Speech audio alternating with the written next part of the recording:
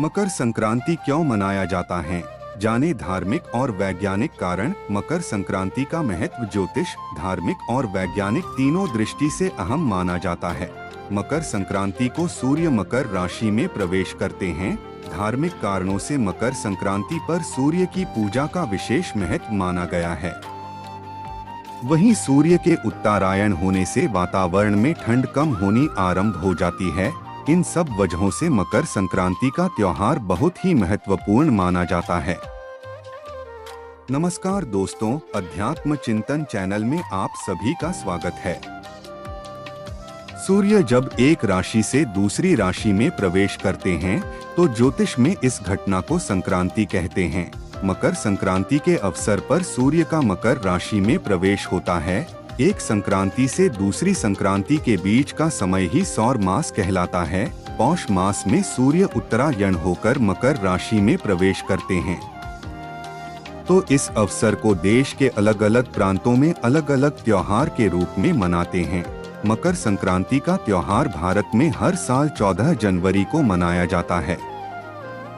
वैज्ञानिक कारण से इस दिन से धरती पर अच्छे दिनों की शुरुआत मानी जाती है। इसकी वजह यह है कि सूर्य इस दिन से दक्षिण से उत्तरी गोलार्ध में गमन करने लगते हैं। इस दिन से देवताओं के दिन का आरंभ होता है। धार्मिक मान्यताओं के अनुसार मकर संक्रांति के दिन स्वर्ग का दरवाजा खुल जाता है। इसलिए भीष्म पितामह ने त्यागे थे अपने प्राण। कृष्ण ने इस दिन की महिमा बताते हुए गीता में कहा है कि उत्तरायण के 6 मास के शुभ काल में जब सूर्य देव उत्तरायण होते हैं और पृथ्वी प्रकाशमय रहती है, तो इस प्रकाश में शरीर का परित्याग करने से व्यक्ति का पुनर्जन्म नहीं होता है। और कहा जाता है कि इस दिन प्राण त्यागने वाले लोगों को सीधे स्वर्ग की प्राप्ति होती है। कहा जाता है कि भीष्म पितामह ने इसी दिन अपने प्राण त्यागे थे जिससे उन्हें मुक्ति मिल सके। भीष्म पितामह को इच्छा मृत्यु का वरदान प्राप्त था और जब महाभारत के युद्ध के दौरान वो घायल हो गए तब उन्होंने शरीर तब तक नहीं त्यागे थे जब तक कि सूर्य उत्तरायण नहीं हो गया। एक पौराणिक मान्यता के अनुसार मकर संक्रांति के दिन ही मां गंगा धरती पर अवतरित हुई थीं और भागीरथ राजा के साथ पीछे पीछे कपिल मुनि के आश्रम से होती हुई गंगा सागर तक पहुंची थीं। तभी से यह मान्यता है कि मकर संक्रांति के दिन धरती पर पहुंची मां गंगा के पावन जल से स्नान करने से मोक्ष की प्राप्ति होती है और सभी पापों का नाश होता है। गंगा के पावन जल में स्नान करने से सभी कष्टों का निवारण भी हो जाता है। भक्तगण मकर संक्रांति के दिन मुख्य रूप से गंगा स्नान करते हैं और गंगा सागर में मेले का आयोजन भी किया जाता है। पुराणों में मकर संक्रांति की एक कथा यह भी है। श्रीमद् भागवत एवं देवी पुराण के मुताबिक शनि महाराज का अपने पिता से वैर भाव था, क्योंकि सूर्य देव ने उनकी माता छाया को अपनी दूसरी पत्नी संज्ञा के पुत्र यमराज से भेदभाव करते देख लिया था। इस बात से नाराज होकर सूर्य देव ने संज्ञा और उनके पुत्र शनि को अपने से अलग कर दिया था। इससे शनि और छाया ने सूर्य देव को कुष्ठ रोग का शाप दे दिया था। मकर संक्रांति से जुड़ा है सूर्य शनि का वरदान। पिता सूर्य देव को कुष्ठ रोग से पीड़ित देखकर यमराज काफी दुखी हुए। यमराज ने सूर्य देव को कुष्ठ रोग से मुक्त करवाने के लिए तपस्या की, लेकिन सूर्य ने क्रोधित होकर शनि महाराज के घर कुंभ, जिसे शनि की राशि कहा जाता है, उसे जला दिया। इससे शनि और उनकी माता छाया को कष्ट भोगना पड़ रहा था। यमराज ने अपनी सौतेली माता और भाई शनि को कष्ट में देखकर उनके कल्याण के लिए पिता सूर्य को काफी समझाया। तब जाकर सूर्य देव ने कहा कि जब भी वह शनि के दूसरे घर मकर में आएंगे तब शनि के घर को धन धान्य से भर देंगे। प्रसन्न होकर शनि महाराज ने कहा कि मकर संक्रांति को जो भी सूर्य देव की पूजा करेगा उसे शनि की दशा में कष्ट नहीं भोगना पड़ेगा। इस दिन हुआ था असुरों का संहार। एक और पौराणिक मान्यता के अनुसार मकर संक्रांति के दिन ही भगवान विष्णु ने पृथ्वी लोक पर असुरों का संहार कर उनके सिरों को काटकर मंदरा पर्वत पर गाड़ दिया था।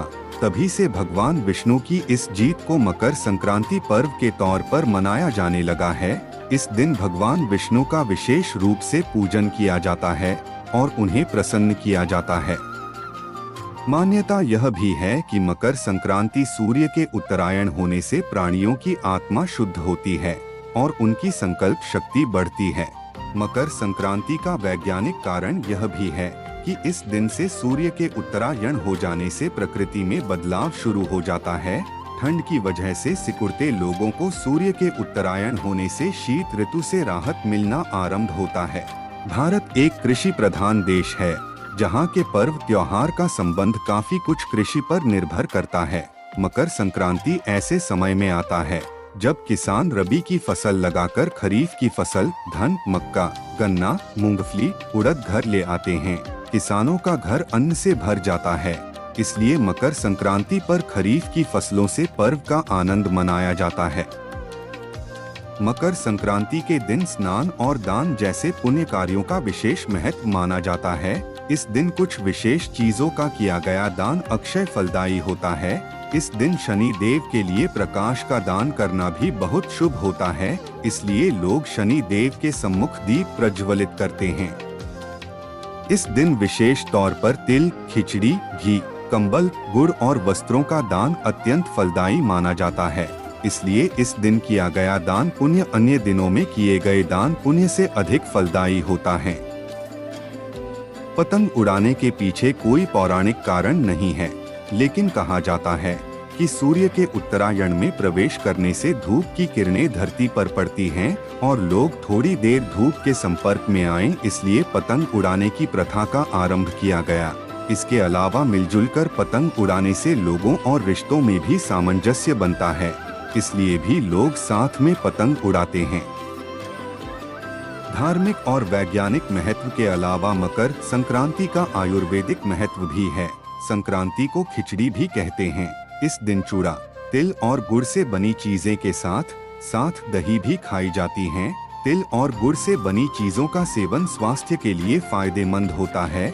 इन चीजों के सेवन से इम्यूनिटी सिस्टम भी मजबूत होता है। मकर संक्रांति के दिन खिचड़ी खाने की परंपरा होती है, इसलिए मकर संक्रांति के पावन पर्व को खिचड़ी भी कहते हैं। हालांकि इस दिन खिचड़ी खाने की एक वजह ये भी होती है कि मकर संक्रांति में फसल की कटाई होती है। चावल और दाल से बनी खिचड़ी का सेवन सेहत के लिए फायदेमंद होता है।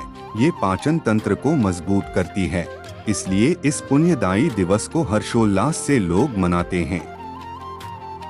इस तरह मकर संक्रांति से जुड़ी कई प्रथाओं और मान्यताओं के साथ यह त्योहार विशेष रूप से भारत में पूरी धूमधाम से मनाया जाता है। बस आज के लिए इतना ही दोस्तों। अगर आपको यह जानकारी पसंद आई है तो इस वीडियो को लाइक और शेयर जरूर करें और हाँ, सब्सक्राइब करना न भूलें। अंत तक बने रहने के लिए सभी दोस्तों को धन्यवाद।